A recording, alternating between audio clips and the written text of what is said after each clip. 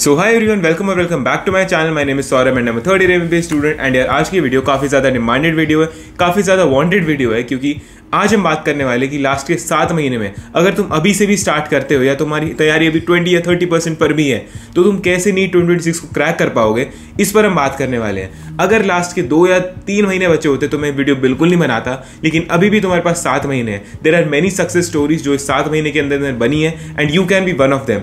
तो इसलिए इस वीडियो को एंड तक देखना। एंड सारी जो मैं बातें तुम्हें बताने वाला हूँ, तुम में से यार 99% लोग सुनेंगे, 1% सिर्फ 1% फॉलो करेंगे एंड उनका ही सिलेक्शन होगा। तो बस ये चीज़ें सुननी नहीं है, इंप्लीमेंट भी करनी है। तो चलो वीडियो को स्टार्ट करते हैं। तुम्हारे पास ये 7 महीने हैं एंड इस 7 महीने में तुम्हें प्रॉपर मेहनत करनी पड़ेगी। एंड यार इस वीडियो को मैं थोड़ी मोटिवेशन के साथ स्टार्ट करना चाहूँगा। बस ये बताना चाहूँगा कि अभी जो तुम्हें हार्डशिप्स या अभी जो तुम्हें लग रहा है कि यार क्यों मुझे 2 घंटे एक्स्ट्रा जागना पड़ रहा है, क्यों मुझे लेट नाइट जागना पड़ रहा है, क्यों क्लास अटेंड करनी पड़ रही है, क्यों इतनी मेहनत करनी पड़ रही है, बट ऑनेस्टली टेलिंग ये सारी जो तुम्हारी एफर्ट्स अभी डाल रहे हो ना तुम लोग, वो सारे तुम जब देखोगे, जो बिलीव मी व्हेन आई से दिस, एंड तुम मुझे तब टेक्स्ट करना कि भैया आप सही कह रहे हो। जब तुम्हारा नीट का एग्जाम खत्म होगा और तुम्हारा सिलेक्शन हो रहा होगा ना, तो घर का माहौल देखना उस टाइम पर कितना सुखी होगा, कितना ज्यादा फन होगा वो। उसी इन्वायरमेंट के लिए हमें मेहनत करनी है। तो चलो वीडियो को आगे बढ़ाते हैं एंड तुम्हें बताता हूँ आगे चीजों के बारे में। अब देखो स्टार्ट करते हैं पहले बायो से, क्योंकि बायो इवन दो ईजी है लेकिन ट्रिकी भी है। एंड हम पहले बायो करेंगे, फिर केमिस्ट्री एंड देन फिजिक्स करने वाले। एंड फिजिक्स इज समथिंग जो यार तुम्हारा जो दिमाग खराब करता ही है, लेकिन बायो से शुरू करते हैं। देखो अभी इन 7 महीनों में तुम्हारे पास जो टाइम है, अब फर्स्ट ऑफ ऑल जो भी यहाँ पर बैठा है एक कॉपी बुक लेके बैठ जाओ, एक कॉपी पेन लेके बैठ जाओ, जो जो चीजें बता रहा हूँ उन्हें लिख लो एंड अपने पास एकदम दिमाग में स्टोर करके रख लो और उस नोटबुक में भी रखो। फर्स्ट ऑफ ऑल तुम्हें इस पॉइंट ऑफ टाइम पर अगर तुम्हारे बहुत सारे चैप्टर्स बचे हुए हैं तो 1 शॉट लेक्चर्स लेने एक सही ऑप्शन हो सकता है इस पॉइंट ऑफ टाइम पर।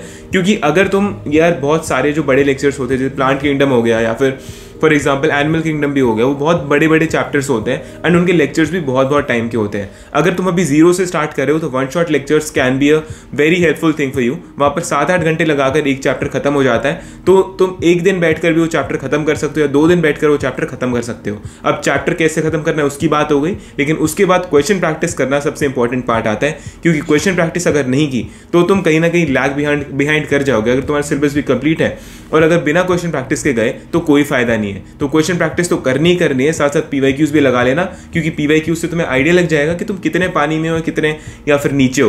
तो पीवाईक्यूज लगाने, क्वेश्चन प्रैक्टिस करनी है। अब ये सब करने के बाद तुम इससे ज्यादातर बच्चे ये पूछते कि भाई हम रिवीजन कैसे करें, एंड उसके लिए मैं सजेस्ट करूंगा दिशा की NCERT tablet for biology for NEET 2026, जो बायो के साथ साथ केमिस्ट्री के लिए अवेलेबल है। ये 4th एडिशन है, written by doctor Hariom sir, and ये एडिशन बना है स्पेशली स्मार्ट प्रिपरेशन के लिए। इस एडिशन में ऐड किए गए सारे नीट 2025 के क्वेश्चंस इन 1 लाइनर फॉर्मेट, मतलब सारे एग्जाम रेलेवेंट मटेरियल एकदम हैंडी है। ये बुक पूरा कवर करती है न्यू एनसीईआरटी को और एनएमसी के सिलेबस को, और वो भी स्मार्ट और 1 लाइनर फॉर्मेट में, ताकि तुम्हारा फास्ट और इजी रिवीजन हो जाए। ये बुक सिस्टमैटिकली चीजों को डिवाइड करती है। इसमें पूरे सिलेबस को 10 यूनिट्स में डिवाइड कर रखा है और 32 चैप्टर्स में, जो बिल्कुल लेटेस्ट एनसीईआरटी के अकॉर्डिंग ही है। तुम्हें साथ में हर चैप्टर की वेल एक्सप्लेन्ड थ्योरी मिलेगी for clear concepts and strong foundation. इस बुक में तुम्हें prefixes in biology, affected organs, misnomers और इंटरेस्टिंग फैक्ट्स भी मिलेंगे जो रिवीजन को स्मार्ट बनाएंगे। इसके साथ ही प्रीवियस ईयर क्वेश्चन भी 1 लाइनर फॉर्म में इंक्लूडेड है, ताकि तुम्हें एग्जाम पैटर्न समझने में हेल्प मिले। इसके साथ ही तुम्हें स्ट्रेटेजिकली प्लेस्ड नॉलेज बॉक्सेस मिलेंगे एक्स्ट्रा इन्फॉर्मेशन के लिए, जिससे टॉपिक और तुम्हारा एंगेजिंग बन जाएगा। एंड इसका one of the best feature ये भी है कि इंपॉर्टेंट एनसीईआरटी फिगर्स भी इंक्लूड किए गए हैं with special need tips and features. And अगर कोई टफ कॉन्सेप्ट है तो उसे इजी बनाने के लिए फ्लो चार्ट्स भी ऐड किए गए हैं। तो अगर तुम भी अपनी प्रिपरेशन को स्मार्ट, इफेक्टिव और फास्ट बनाना चाहते हो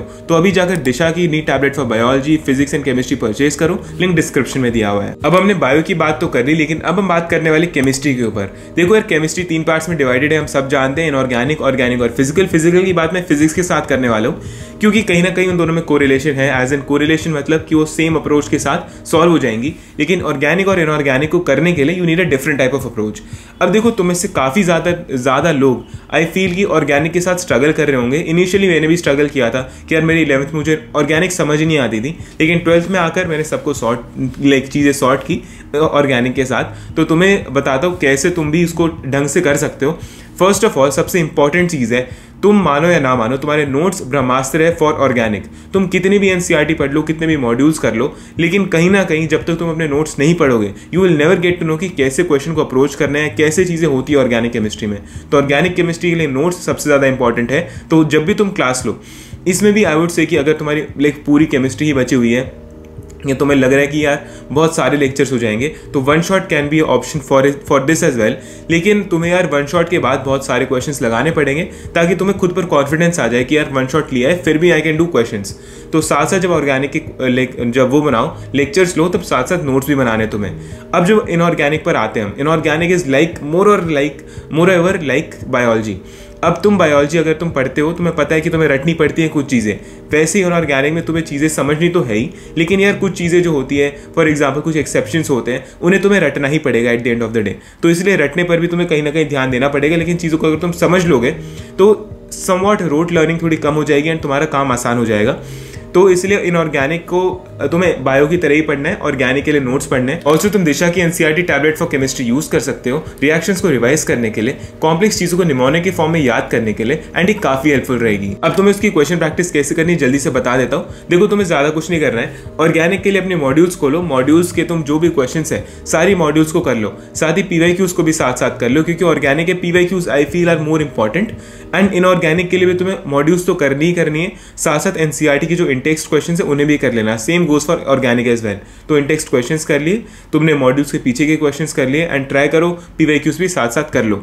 अब मिला के अब तुम्हारे पास जब 7 महीने बचे हैं, तो तुम्हें कितने क्वेश्चन प्रैक्टिस करने चाहिए उस पर भी तुम्हें ध्यान देना पड़ेगा कि जो बड़े चैप्टर्स है, जैसे फॉर एग्जाम्पल अभी हाइड्रोकार्बन्स वगैरह, उनके तुम अगर 200 क्वेश्चन लगा लो तो कहीं ना कहीं तुम्हारे अंदर कॉन्फिडेंस आ जाएगा कि हाँ कोई भी क्वेश्चन आए मैं कर लूंगा। वहीं अगर जो छोटे चैप्टर्स है, फॉर एग्जाम्पल यार मोल वाले, जिसमें कहीं ना कहीं थोड़ा तुम्हें पहले से ही पता होता है चीज़ें, तो अगर मोल वाले क्वेश्चन है तो 100-150 आर फाइन।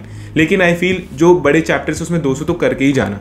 तो केमिस्ट्री का पार्ट हमने ऐसे निपटा दिया। अब आते फिजिक्स पर। अब आते सबसे ड्रेडफुल सब्जेक्ट और सबसे खौफनाक सब्जेक्ट पर, जो है फिजिक्स एंड फिजिकल केमिस्ट्री, क्योंकि कहीं ना कहीं दोनों में न्यूमेरिकल्स होते हैं, उसमें ही हालत खराब होती है।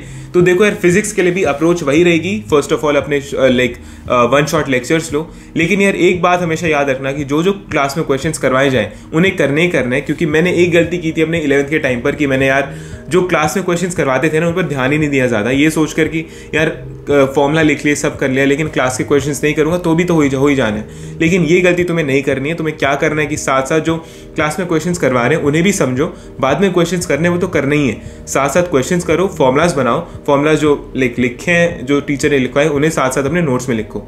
इसके बाद तुम्हें क्या करना है, सिंपल सीधी बात है, इसके बाद तुम्हें क्वेश्चन प्रैक्टिस करनी है, तुम्हें इधर उधर नहीं देखना है। Same for physical chemistry and physics, दोनों के लिए कॉमन चीज बता रहा हूँ कि इसके बाद क्वेश्चन प्रैक्टिस करनी है दबा के।